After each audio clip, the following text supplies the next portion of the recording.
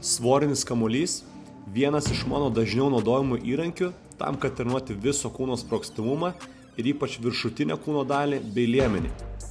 Man jis patinka, nes jį gali naudoti praktiškai visi, nuo pradedančiojo iki pažengusio, pasirinkant atitinkamo svorio kamuolį.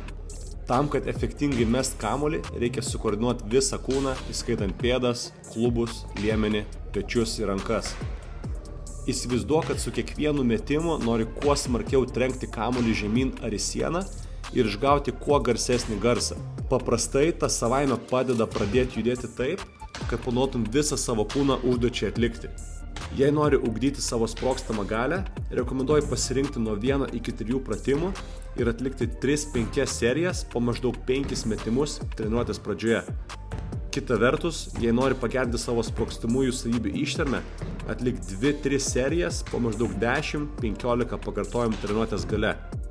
Skaičiai yra tik rekomendacinio pobūdžio, bet gali nuo jų pradėti. Išbandyk šios pratimus ir jei jie patiks, pridėk juos prie savo treniruočių rutinos.